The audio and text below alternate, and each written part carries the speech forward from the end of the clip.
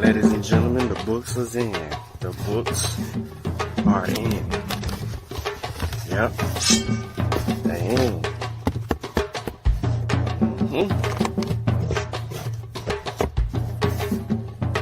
They're here.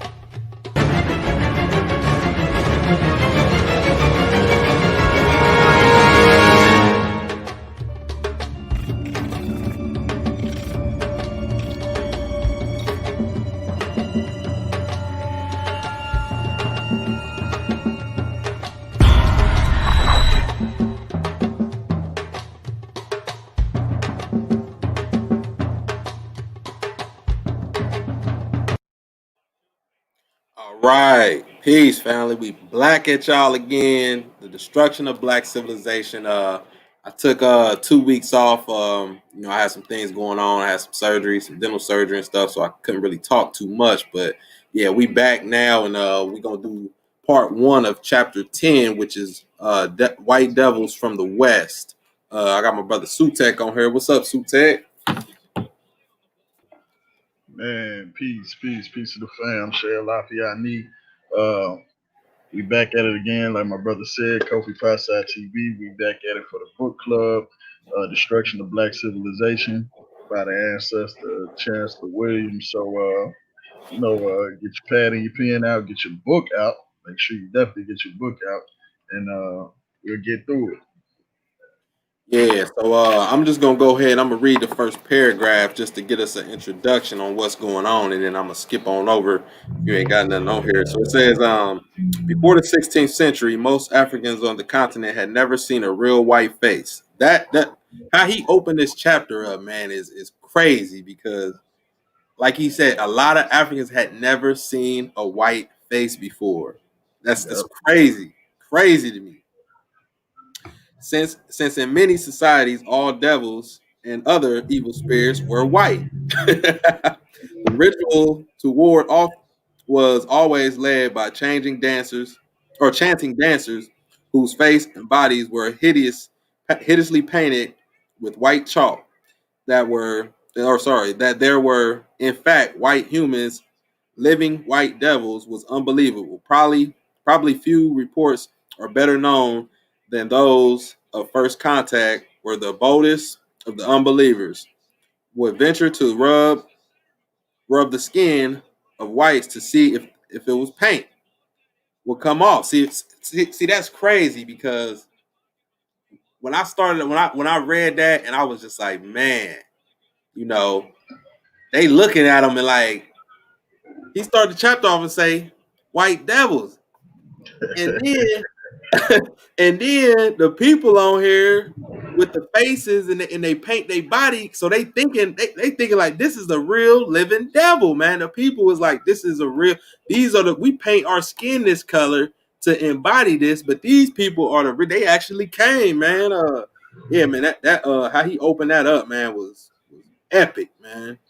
Yeah, man, and to contrast with that, well, first of all, to make note of something, not to get too sidetracked or off track, but notice that they looked at white as the devil, white as bad. You'll talk to these brothers that are Moorish persuasion today in the African American community, and they will tell you that black is death, black is bad, black is so and so. Like, so I just want to make aware to everybody that like this, all that is like cultural context. Like different cultures saw the world in different ways. So it's no black means this for everybody. It's no this mean that for everybody. Everybody got their own cultural perspectives. So like uh these certain brothers on the continent saw white as negative or white as the devils. They associated white with negative aspects. Over in Spain, it was the opposite. Over in the Iberian Peninsula, it was the opposite. So black was associated with these negative aspects. You know what I'm saying? So just putting that into cultural context, and actually like the rubbing of the skin to see what the paint, they're trying to see when it come off. They thinking it's paint. That same exact thing happened when the Moors ran up into the Iberian Peninsula with the few black soldiers, the few black slave soldiers that they had. You know what I'm saying? It's I had to get that source for y'all. It's a primary, but it escapes my memory right now. But yeah, they was the European Christians were forced into a church for shelter and to keep away from the attack that was going on the outside. But they sent one of the Moors sent one of the black slave soldiers up in there, and the whites was so astonished by his skin color, they was rubbing his skin to see would it actually, was that his actual skin color, or would it like fade off like paint? Like, so the same exact thing happened on the opposite end. So yeah, that is crazy, bro. And I'm gonna bring it full circle. I'm gonna bring it full circle, Sutek. I want whoever watching this, I want y'all to look into the Aboriginal people of Australia and how they got conquered. It was the same damn thing. Now I want y'all, and I'm not gonna tell y'all, I'm just gonna tell y'all this. Look at how they bury their people and look at the ritual and the dance that they do when they send their people off. I want y'all to see what color, the Aboriginal people painted their skins in their ritual, and how the white man was able to come in. It's along the same lines. But I want to go on over to page 245, and we're gonna talk about. Well, he's gonna talk about who were these people that came in with this pale skin. So I'm down here on the second paragraph, and it says the Portuguese were the first white European people to arrive in the West and Central Africa. They were not long in adopting the Arab strategy in dividing the blacks against themselves, a strategy since adopted by all white people. Now, this is very important because earlier in the chapters we talked about the Arab and the Arab slave trade and how they used this strategy, and now he's bringing it up to the to the Portuguese when we see the first pale face Europeans, and they use the same strategy to divide the blacks against themselves, and we still doing it to this day. Now later on in the chapter, I'm gonna talk about some tools that they use in facilitating it. But yeah, what you think about that, Sutek? Yeah, you're right on point. I had that mark too. The Portuguese. I was just gonna touch on the Portuguese influence, like that they got from the Arabs. Like they got it. Not only did they take the Arab perspectives and views of black people or African people, they also adopted the systematic institution of enslavement. You know what I'm saying? When the Portuguese first came up in there, they was just snatching people up. They was raiding. They wasn't looking to trade with nobody. Like they was slave raiding once they found out, oh, you know what I'm saying? They vulnerable over here. Let me Mm-hmm. try to snatch a couple of them up. You know what I'm saying? So that was kind of working a little bit, but it wasn't getting them the results that they wanted. So, they one of the people that they snatched up just happened to be a Moor, and he was like, "Yo, I'll show you where to get these blacks at and how to get them easily through trade, where you don't have to do this violent raid and risk injury and all that. You know what I'm saying? You could just do it systematically through trade, and I'll show you where to get the blacks if you let me go." So, and that was the beginning of it. But yeah, they took Arab influence in multiple ways, more ways than one. Yeah, and now we gonna I'm gonna slide on over to 246 on the next page. Hold Uh, on, before you go to that, let okay, me go to the top of 245. okay, Uh, it says now things were changing rapidly, and the people were becoming sharply aware that they were being hemmed in from all directions. To begin with, the Arabs were spreading out and penetrating formerly forbidden borders of African states. They could therefore enter black territory from which whites were barred. These black Arabs, many were unmixed, confused African leaders everywhere, increased the tensions and tribal wars among them, and helped mightily in destroying the independent African states. So basically, just like the joggers or the Mbangalas that we were talking about earlier in the earlier chapters, these quote unquote black Arabs, because when they speak of black Arabs, they don't mean like what Wesley Muhammad and them brothers is talking about. They just mean black Africans that took on Arab culture. So, but these black Arabs was working in the interest of the foreigners to destroy African states, nations, kingdoms, and empires. So the brother Chancellor Williams go into that more in depth later on in this chapter as well. So yeah, go ahead. All right, I might have to bust this whole little paragraph down because a lot of this shit, man, I be trying to pick little certain parts out to elaborate on, but man, sometimes you just gotta read the whole thing, man. Yep, that's how it be. Man. So let me see, man, because all right, so we gonna go down. Let's see the second paragraph where it says many historians on 246 says many historian apologists for the Portuguese imperialism in Africa use the kingdom or use the Congo kingdom as the classic example of Portuguese policy of racial equality. Or did they not themselves declare this to be their policy? And did not the king of Portugal himself address the king Congo as his brother? What happened? What happened was that the Portuguese captains had met Congo leaders, not just the king, who were in fact not only their equal, but men so anxious to advance their nation further that they were willing for anything new and better than the white world had to offer. They took the Westerners to their world. They had painted their monarch as the greatest king in the world and had advanced the pinnacle of civilization under the guidance of the universal religion that headed by a supreme pontiff who was anointed by the Son of God himself. Moreover, the same successor to the first head of the church, the Apostle Peter, would not only welcome the King of Congo and his people in a great Christian fold, but would send his missionaries and teachers to help make the kingdom or help make his kingdom the greatest in Africa.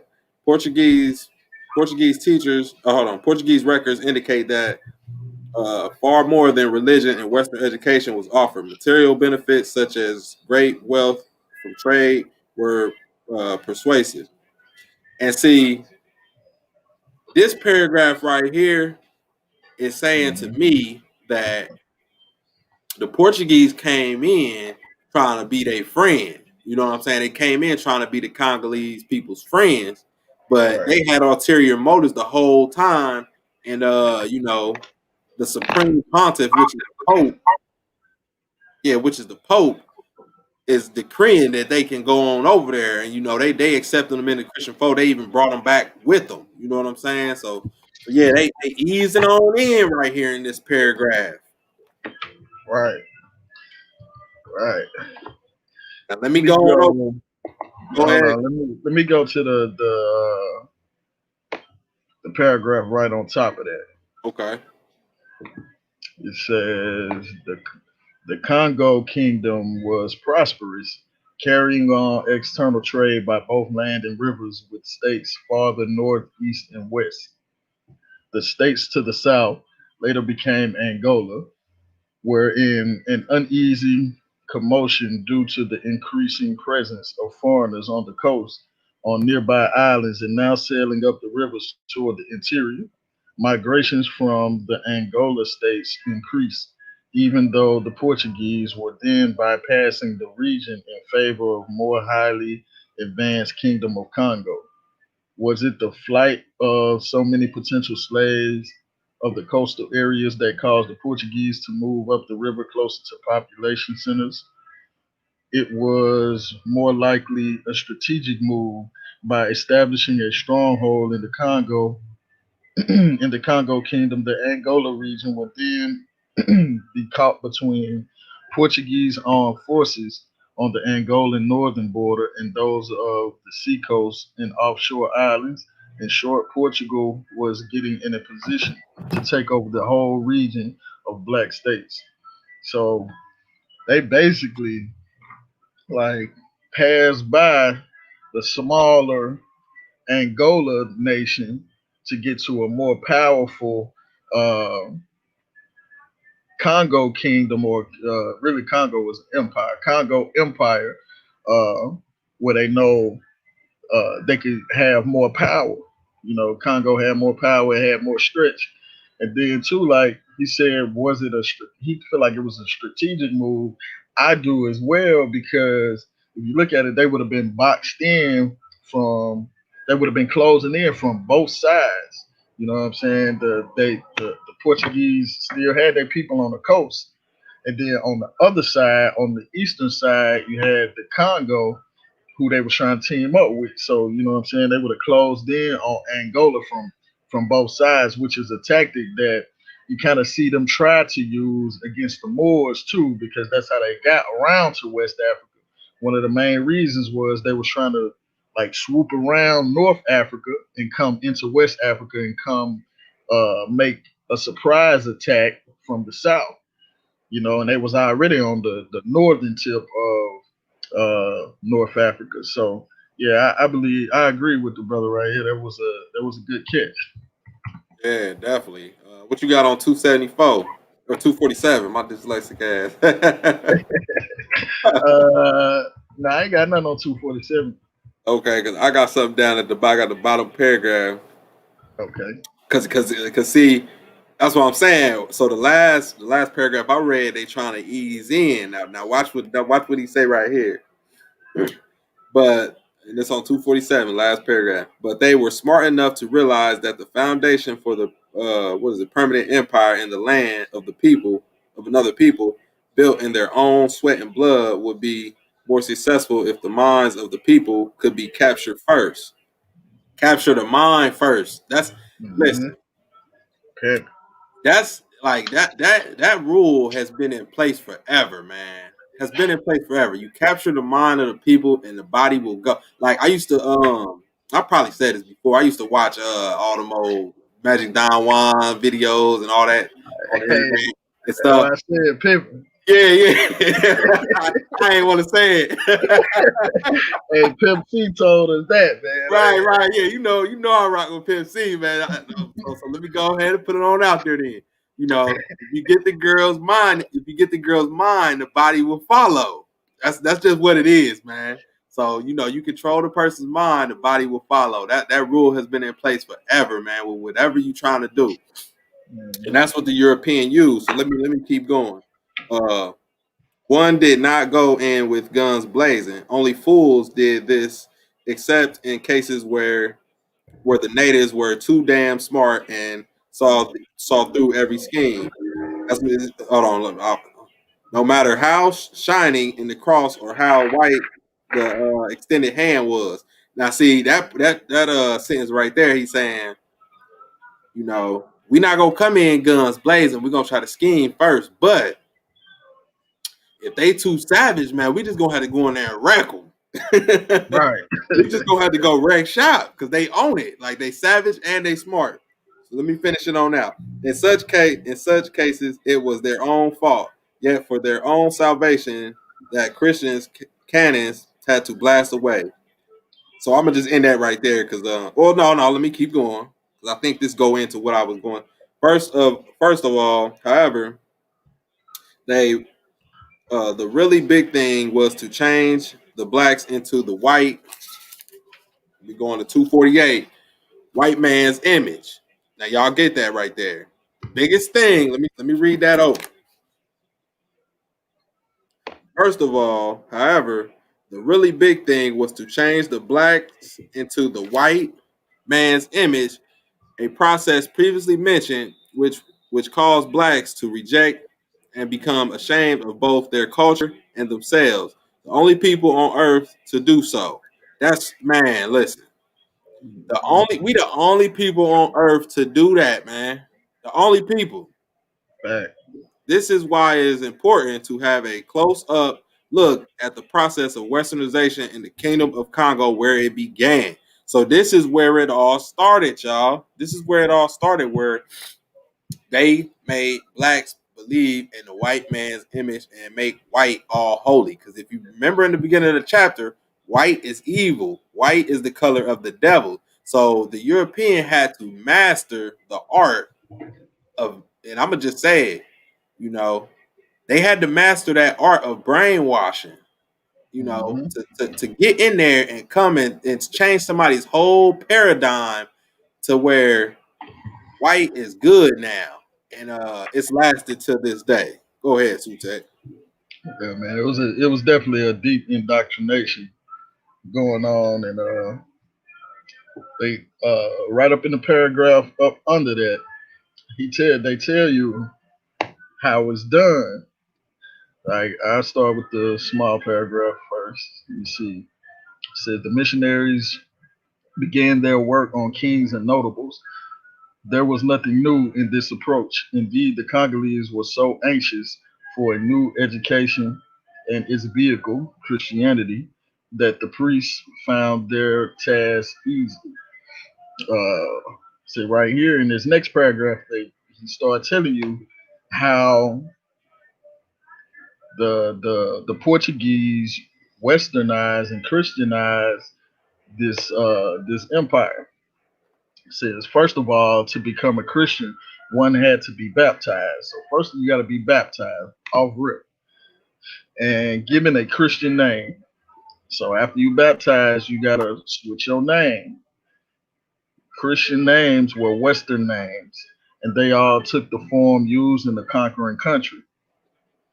The first Congolese king to become a Christian was Nzinga Nkuwu in 1492, taking the Portuguese name of, I'm going to just say the English pronunciation of it is John the First.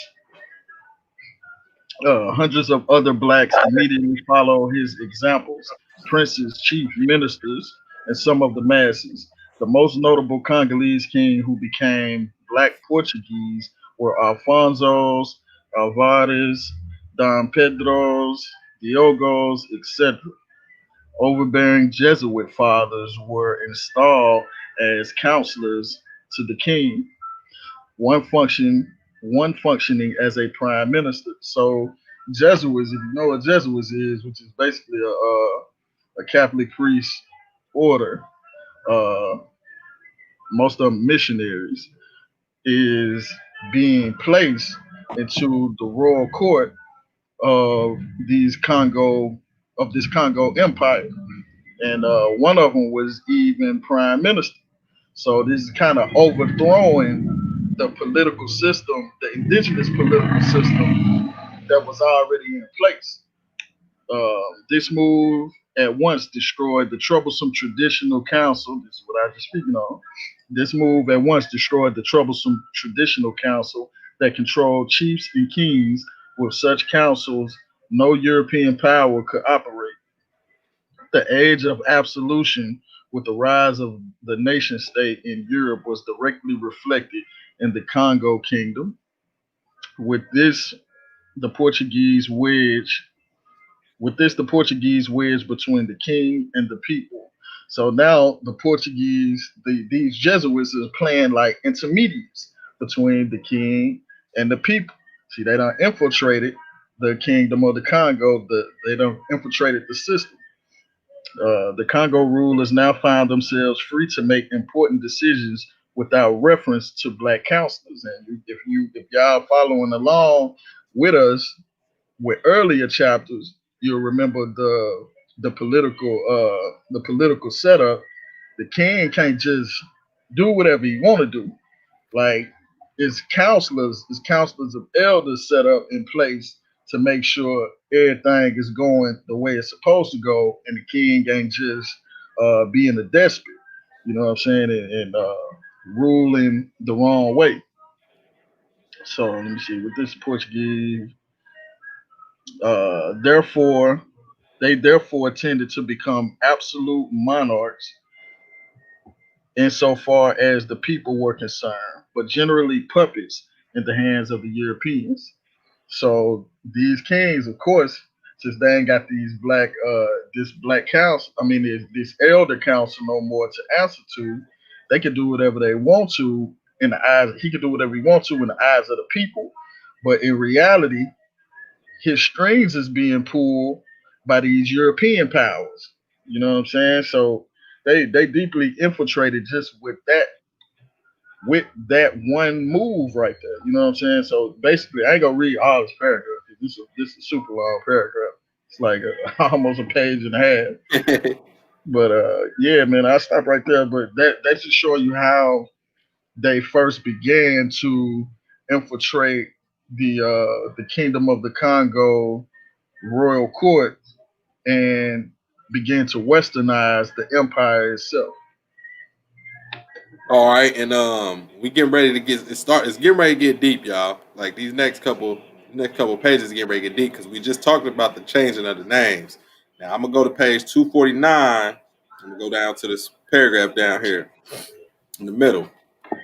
We'll start where it says "in fact," and I'm gonna read both of these paragraphs, but I'm gonna stop at the end of this one. It says, "In fact, it was this very transformation, externally influenced, that played a decisive role in the first destroying the best African civilization, while at the same time giving worldwide publicity to all remaining elements of barbarism that could be found. The new masters of the continent were in position of all power and could therefore make their viewpoints the viewpoints of the world.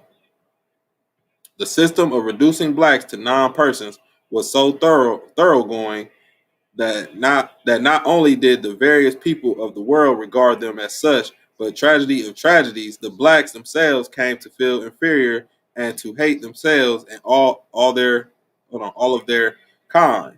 Magic question mark here indeed a magical thing had happened since these whites who called themselves Portuguese arrived.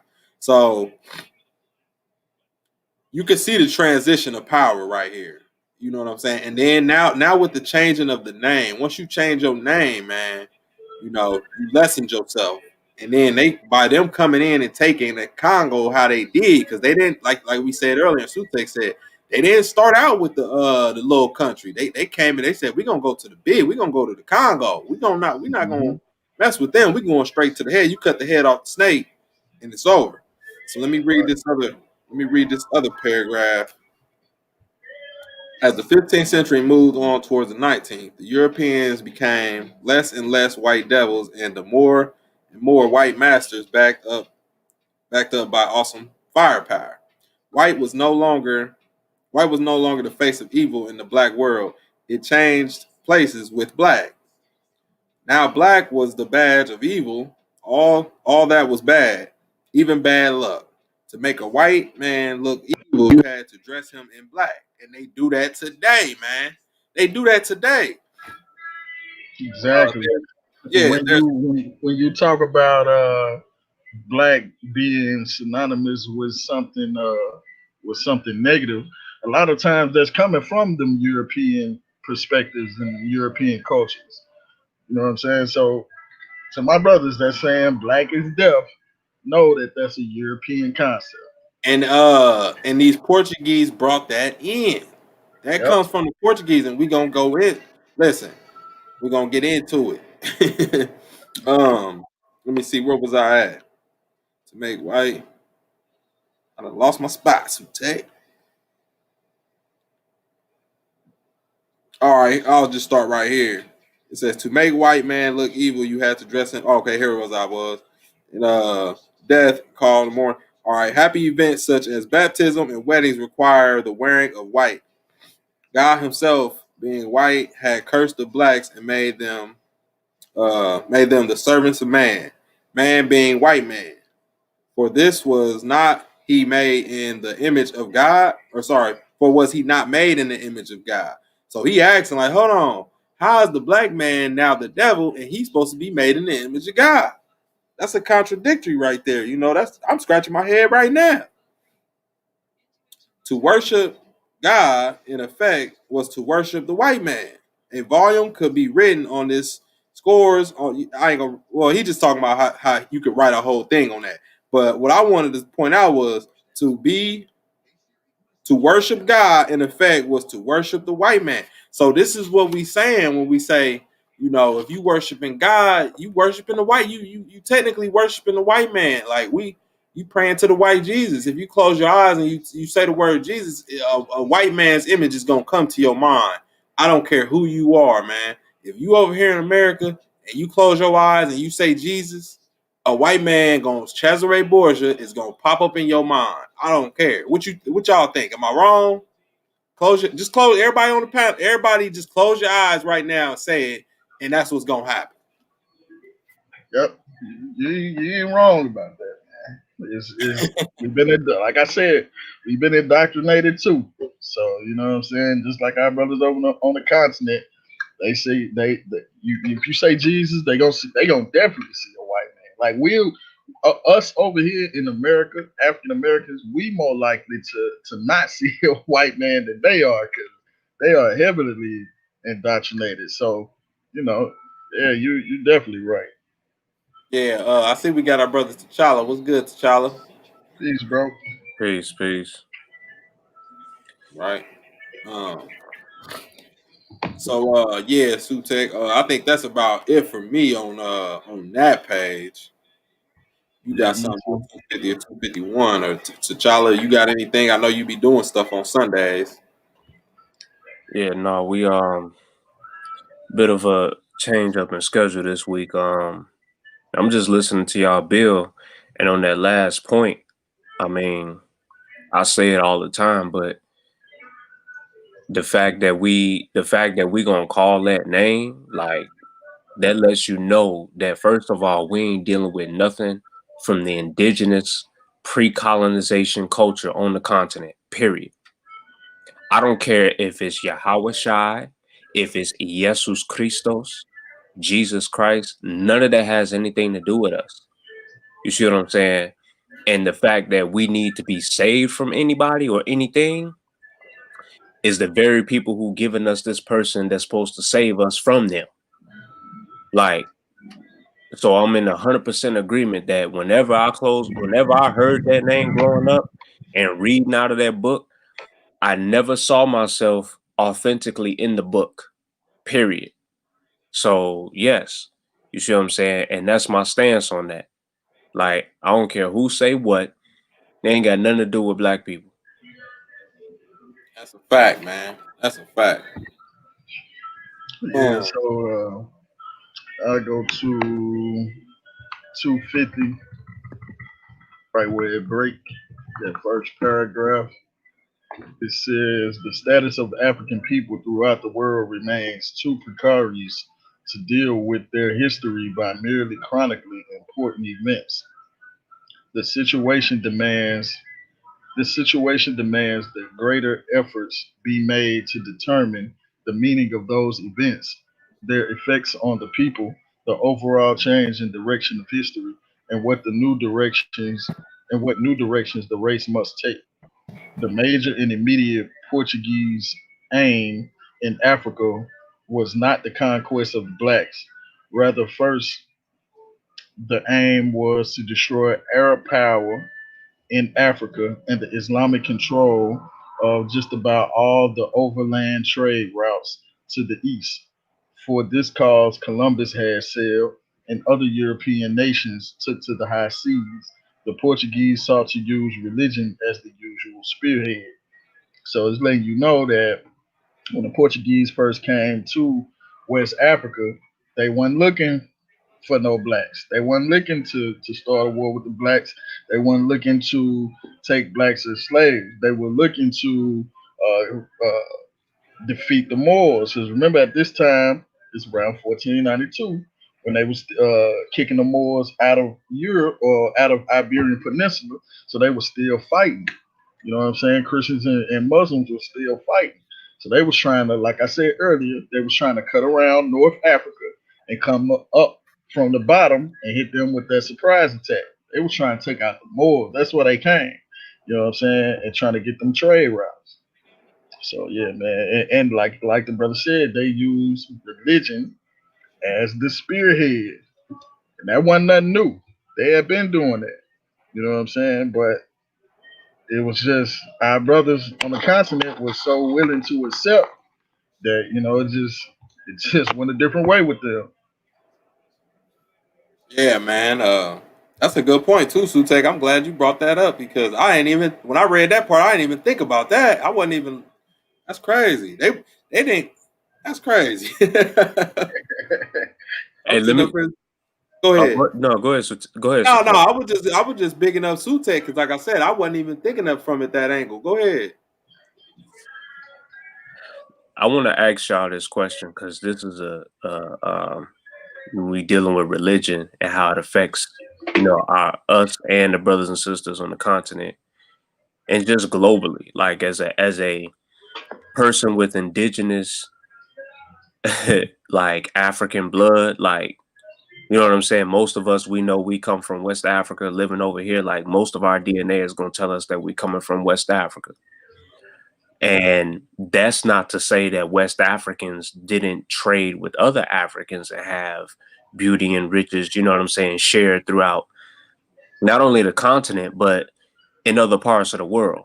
Not over here by a long shot, but I'm talking about, places that you could have accessed by, I guess from walking in horse and carriage for a long time until you got there. You know what I'm saying?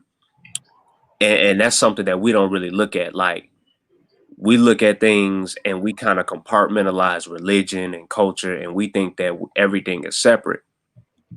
And so the question I want to ask is this the same Christianity from its inception that was, because there's that argument about Ethiopian Christianity and, from the Orthodox Church, and then we got the Portuguese coming in, we got the British. So I want to know, is this all the same, you know what I'm saying, Christianity, or is it a different Christianity than what black people use in America today, from y'all perspective?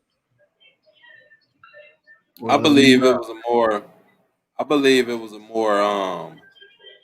It was a bit more of a barbaric um set of Christian in that time because I don't believe like you can't they can't do that shit now. Like all the shit that happened then, they can't do that now based off United Nations and policies and all this shit that's in accordance with the world.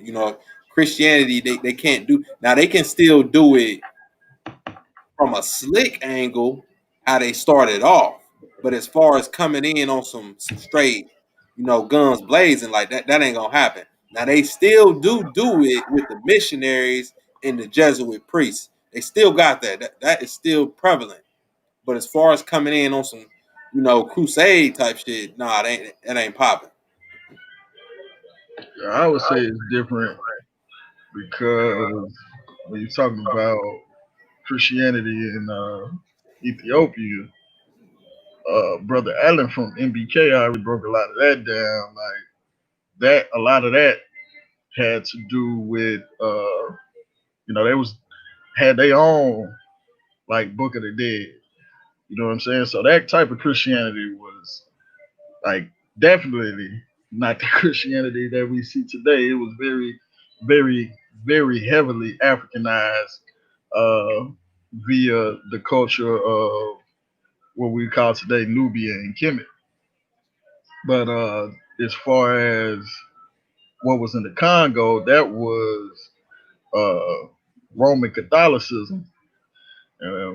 As far as I know, over here, uh, first it was, I believe, Protestants. So they was like protesting against. That's what they call Protestants because they was protesting against the Roman Church, if I believe. So Oh, yeah, I would say that they definitely different in just those aspects, at least. okay. Mm-hmm. Yeah, can we What up, get to Sean? that? He probably working. I agree. And I asked that question because nowadays the argument is, oh no, it was, you know, there it's nothing new, but they say that they try to make the excuse, and we call them apologists for wanting to like incorporate Abrahamic faiths with whatever Afrocentrism that we might be getting into, but we still either we still straight up Christians or Muslims, or we come straight to Kemet, we find Kemet, and then it's just like we try to, everything is a copy. And it's like, oh, well, this is, because you still hanging on to that story. You can't let it go. And transitioning, kind of getting off, staying on religion, it brings me to what like our brothers and sisters on the continent couldn't let that part of humanity go when we was allowing those foreigners to come in with their foreign gods and ways and religion. And because we were so much of humanitarians, we didn't really see the evil and wicked ways, right? Because it wasn't no social media back then. It wasn't like we can call each other up from the Congo and contact some people in South Africa and ask what the British was doing over there to see if it was going to be the same thing in the Congo. Like we didn't have that, right? So from based on my studies, we was too much of humanitarians not seeing what these, as if we didn't learn from the Arabs, right? Like wasn't the Arab, isn't it that the original Muslim way is to come by trade first and then with the sword with the scimitar? Yep. Right. So I feel like we need to recognize that. I bring that up for going forward, not to harp on the past, but we need to move forward and look at, you know what I'm saying, things like the Masi prophecy and what happens when, we too giving and too open armed to those people that are they don't have our interest at heart. You know what I'm saying? So I think it's a learning lesson, like looking at that, like, yo, we need to be able to move forward and not allow other foreign doctrines to penetrate the black community that will be detrimental to the black community. Um, you know what I'm saying? Like that's why we in this position. Yeah, that's peace. That's peace. So let's get back to the focus here, and I'm gonna go to. Did you have anything on 251, Sute? Because I know you just read 250. Nah, I ain't got nothing on 251. All right, let me slide over to 252. I'm gonna go to the second paragraph. You got anything on that page, Sean? Because I don't want to. I want to keep the flow going, but I don't want to, Nah, go I ain't back. got Nah, nothing. go ahead. Okay. All right. So this chapter right here, or this paragraph right here, is very interesting to me, and it brought out a lot of things. So let me go ahead and get into it. And it starts out guns, so you already know where it's going. Guns. Black leaders saw these new weapons of death as a source of the white man's power and the immediate threat to their own existence. Like, this, I believe guns are the reason we enslaved. We went through that slavery, and blacks on blacks enslaved each other. And he gonna get into it. The earth-shaking cannons that were being brought into Africa seemed to herald the death of a whole race or its total enslavement. Now, I don't know. I mean, I'm pretty sure a lot of y'all seen, Star Wars, Return of the Jedi, or whichever one when they had the Death Star. When I read that specific part right there, it reminded me of the Death Star because the Death Star was a planet killer. Like it destroyed planet. It's nothing you could do. It's nothing you could do. But by the time you see it, it's too late. It's wiping your planet out. So that's what I equate this line to is that movie there, man, and the destruction and how we seen that. All right, the Africans became insistent in their demands for guns as articles of trade. There was then, as now, a silent embargo on arms to Black Africa, a sort of white gentleman's agreement. The demand for guns by the chiefs was pitted against the demands for slaves by Europeans and Arabs. The Arab slavers had no trouble securing firearms. The chief could seriously hamper the trade if their demand for guns were not met. Besides many slaves, traders were quick to see that the supply of slaves would double and triple if firearms were given to certain strategical located kingdoms and chiefdoms. Now, the European is still doing this to this day. In third world countries, this happens all the time. Watch the movie War Dogs, I believe. If y'all watch that movie War Dogs, that's a prime example of and that movie was based on a true story. Watch that movie War Dogs. It's a good movie. It got Jonah, the fat dude. I think he ain't fat no more, but his name Jonah something. Let me keep going. Yeah, talking about, you know what I'm saying, drop shipping, you know, what Monique and them be doing, they landed the contract with the guns. Yeah. But see, in that movie though, the guys they was getting the contracts, but they was selling them to third world countries. Yeah, To, I seen it. yeah. Okay, so yeah, you know what I'm talking about. Mm-hmm. All right, so for these would then seek to become big, wealthy powers, expanding their territories over weaker black states and capturing millions of prisoners to be enslaved in the process. The more aggressive traders were willing to arm such African states as one of the risks of capitalists must take in the pursuit of wealth. And we talk. I was just talking about this yesterday, talking about wealth and taking risk when you're dealing with that type of stuff. So they had to take a risk. They was taking a risk. They saying, man, because he just talked about the gentleman's agreement between white folks. Like, hey, we not selling it. We not selling to all these niggas these guns. We're gonna sell them to who we agree on, who we want to have them. But they had to take some risks because they're like, hey, we might have to start supplying more people with guns because they got all the slaves, man. Listen, it's either we gonna give them these guns and they possibly could kill us, or we gonna take the risk and give them the guns and get more slaves. The more imperialistic mind saw an outcome even more important, that this would be a built-in motivation for perpetual warfare among blacks themselves, creating an everlasting hatred between groups, destroying every base for unity, and above all, firearms would keep this so busily hating and fighting each other that they would forget their real enemy, the white devils from the sea. Now, Chicago. I wanna bring up Chicago, and T'Challa, you from Chicago. I believe this is what takes place up there because ain't no way they getting all them goddamn firearms in Chicago, man. It's got to be some Europeans supplying them, dropping guns off or something. Yeah, he And from Mississippi. One of the people from Mississippi. who that? One of the people that deliver firearms up there. They know who it is and all of that.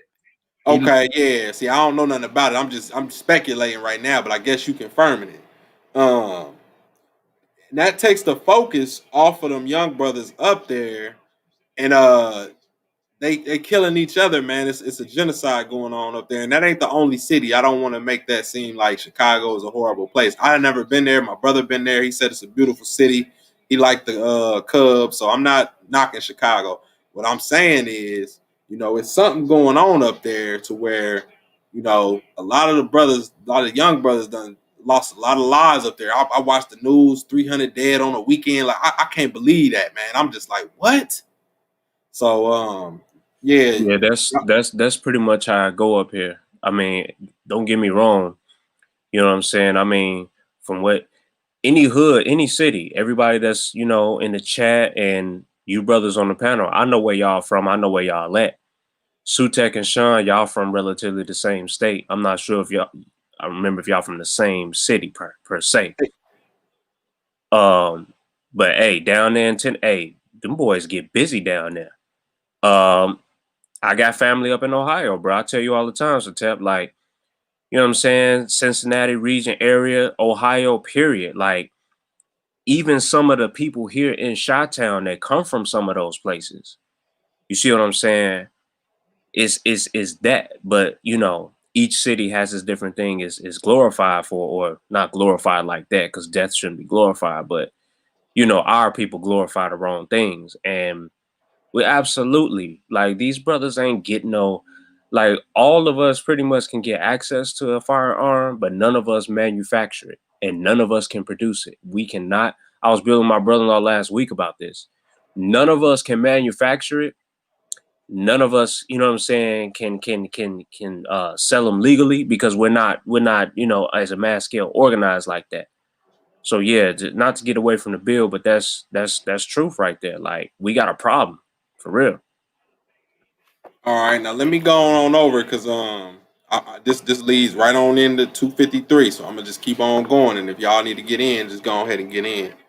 The Portuguese Christianized of the Congo created something more than chaos. It was a revolting mess revolting mess, no matter from what angle it was viewed.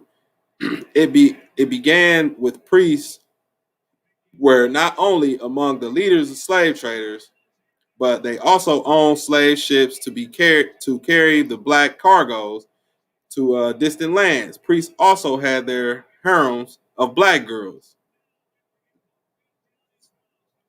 I'm gonna stop right there because if you a priest, and we know they wicked. We was sitting up here talking yesterday, man, and we was talking about how you know, they don't really believe that shit. They just be doing it to control the people.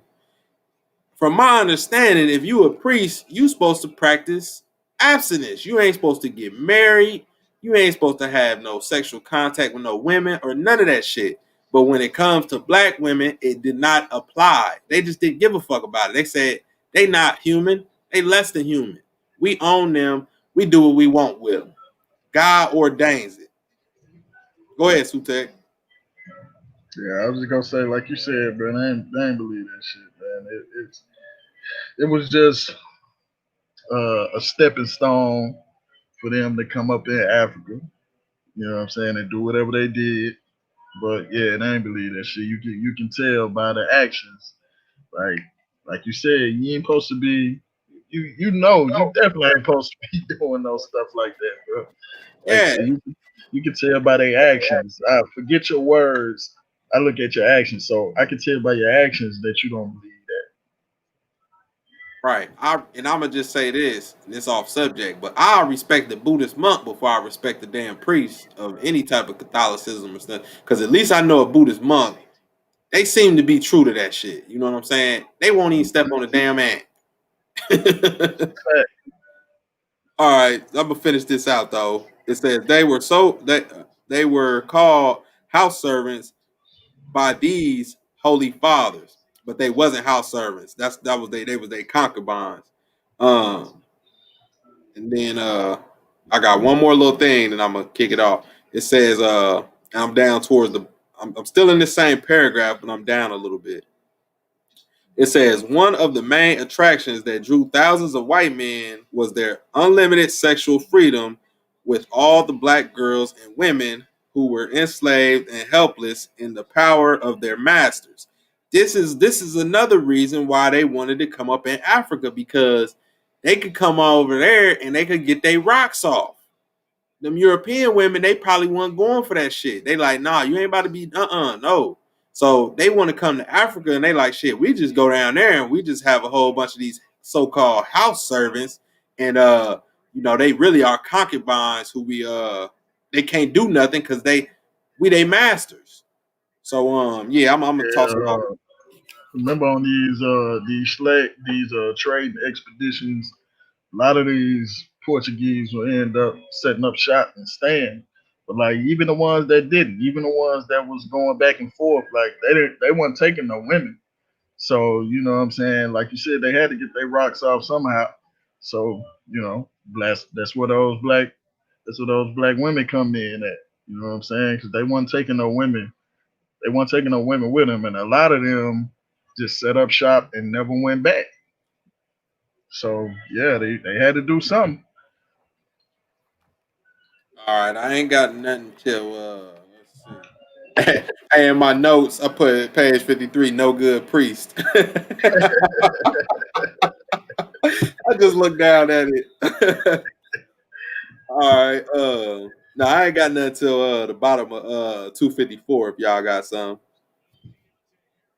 I ain't got nothing to the bottom of Nah, I'm 254 good. too. I really don't have nothing until in Jenga. I got in Jenga's whole you dig highlighted. You know what I'm saying? So yeah. All right. So let me go to this. It says, according to the African tradition, and it's the bottom. This the bottom of 254.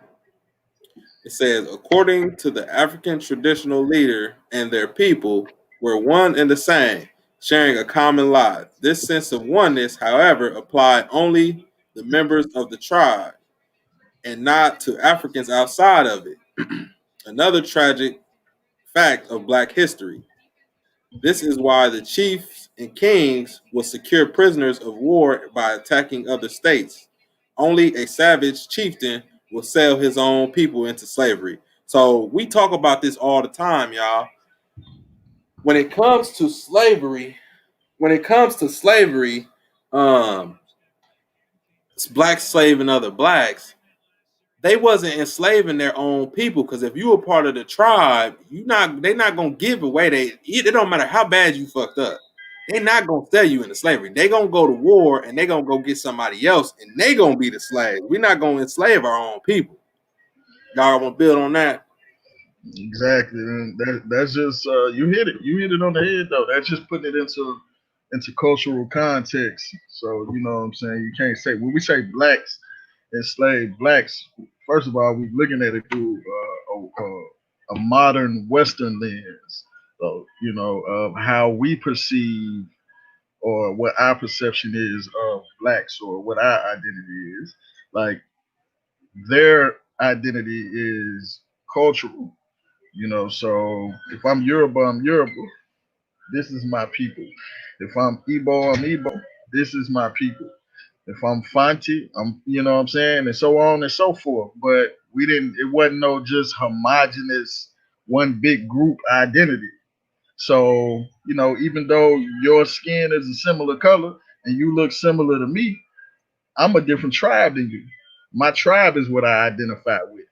So you know, if you're saying blacks enslaved blacks, that's no good because that's not in cultural context, and also it leaves open the wrong interpretation to outsiders, to white people. Like you know what I'm saying? That's the way that they get you. Blacks enslaved blacks. No, if you gonna come from that angle, we could say whites enslaved whites, but they don't say that. They say the so and so enslaved the Slavs. You know, they put it into cultural context, so it's packaged much better, and it don't sound crazy. It sounds crazy when you say blacks enslaved blacks because that was not the case in cultural context. But yeah, I'm gonna go. Yeah. I'm gonna read this last little part then, since you stopped right Okay. there. It says the Europeans. Hold on. Let me see. It says the Yeah, I had that European. mark too. Okay. Go ahead. They said the Europeans learned this very quickly and found in that it fitted in well with the general plan to keep the blacks divided, forever suspicious of each other, and to have these mutual hatreds and suspicions historically derived not from anything the Europeans had done, but from the blacks' own record of tribal warfare. So they looking at it like, you know what I'm saying? Well, we ain't got to do nothing. They are already kind of fighting amongst each other. All we got to do is come in and manipulate the situation. You know what I'm saying? And same thing, it's still happening today. Like we see with a lot of other aspects that Brother Chancellor Williams has written on in this publication, man. We still going through a lot of this stuff today. Yeah, man. We still going through a lot of this stuff. That's why this book is so good. Like books that go under my they they timeless, man. Some books is just timeless. That's a fact. This one of them books. Like this book is timeless because we still go through a lot of this stuff today. Um, what else did you have anything else, or Sean? You have anything else? That was it for me for until Nzinga. All right, so I know y'all might be mad at us, but this is part one of chapter 10. So y'all gonna have to wait till next week for Nzinga, y'all. I'm sorry. We gotta keep these shows And, we gotta keep the show at an hour long. and Gotta keep Zinga it bite deserved size. her own little section anyway. That's how we gonna look at it.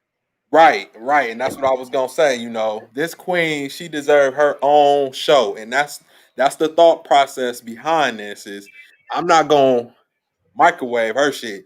We're gonna give her her own show. So we appreciate y'all for tuning in. Next week we're gonna come back at y'all with Queen and Zinga. We probably gonna have a full panel right there because I know everybody want a piece of this. So anybody got anything in closing? Sean, you got anything in closing? T'Challa, Sutek.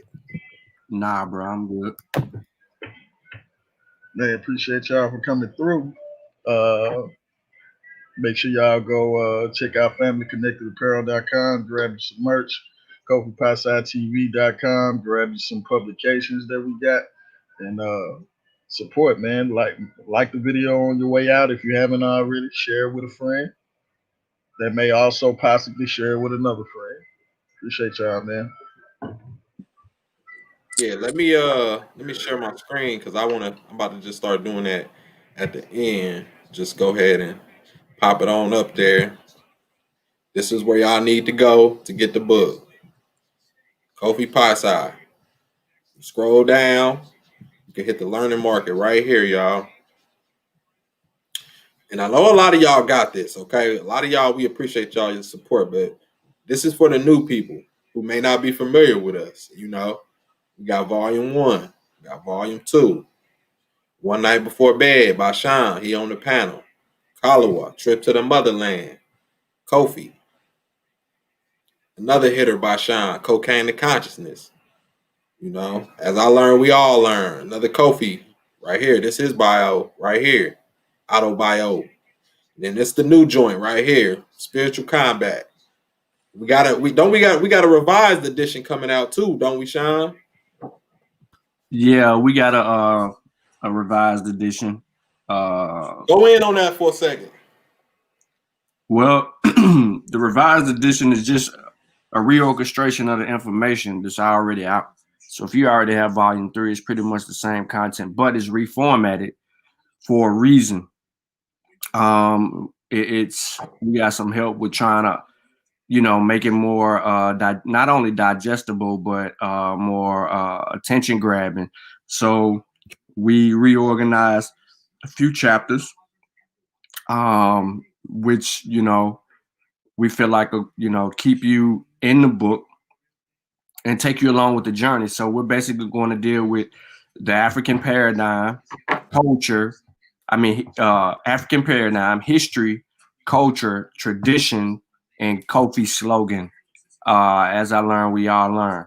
So, look for that reformat to come out, and we're trying to make it to where we can actually give ourselves an opportunity to be read in school systems, especially dealing with certain chapters, certain time of the year. We got some good feedback from a high school English teacher regarding the work, and some things that she liked about what we were doing and what we had going on and the direction that we wanted to go. We wanted to go regarding our readers and supporters. So we're just trying to level up the scholarship and make it to where we can actually just take full advantage of every opportunity that we can, because our next step is that we want to get into school systems, even if it's just among our own.